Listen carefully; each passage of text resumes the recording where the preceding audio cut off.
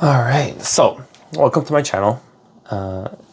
If you watched the previous video, you would see that you would know that this video is about my current investments, the trades I'm currently in, the trades I've taken, or at least some of the trades I've taken, and how I was able to make over 10% this year, actually beating the market, which is not a small feat by any means.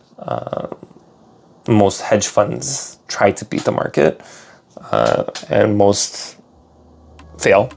Anywho, so we are going to start taking a look at all of my investments in a 12-month time frame.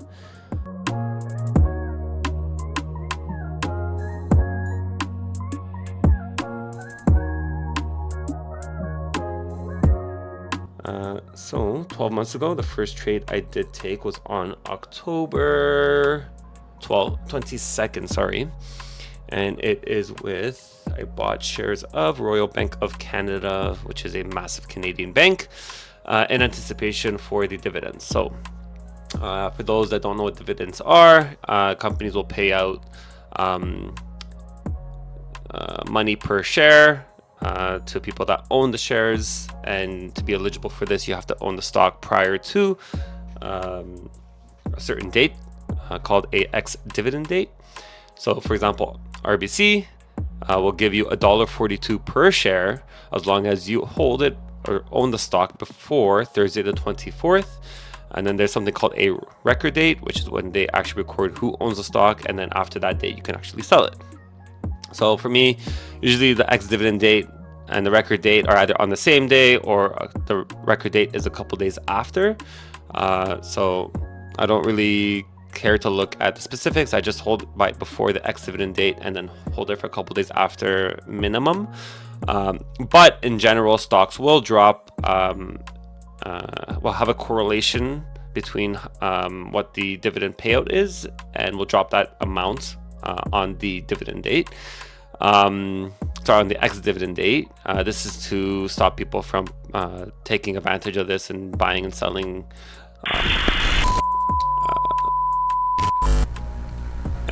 so I'm buying and selling the stock just for the dividend. Yeah,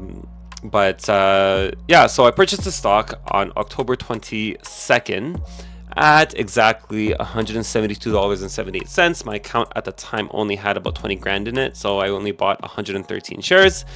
And then the stock did drop from 172.78 to $168.39, so we'll say roughly about $4 and some change. So at 113 shares, I was actually down $400, but I was also receiving $1.42 in dividends. So I was going to sell the stock just when it does bounce back up, and banks are a very safe hold long term.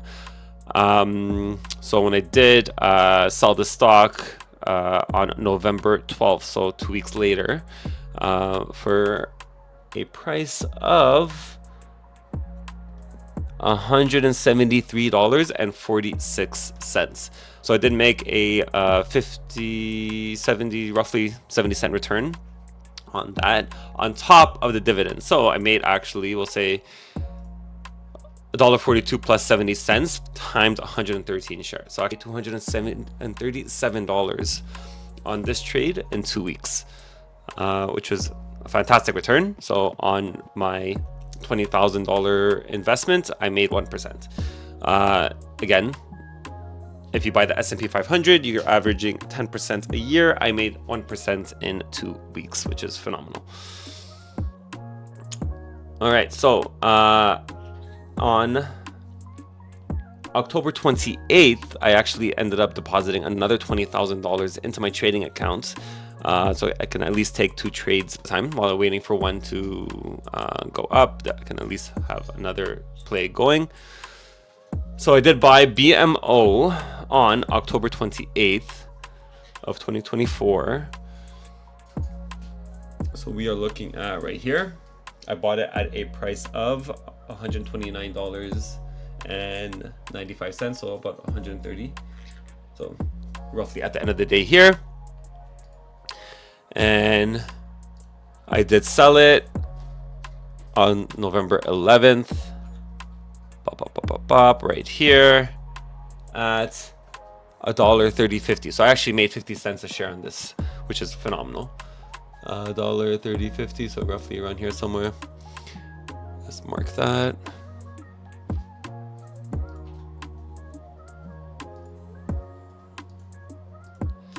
Also, bear with me. I am very new to all this YouTube stuff.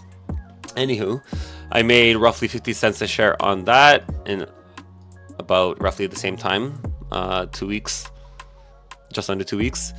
And so 50 cents plus another $1.50 on that. Again, I put in about 20 grand.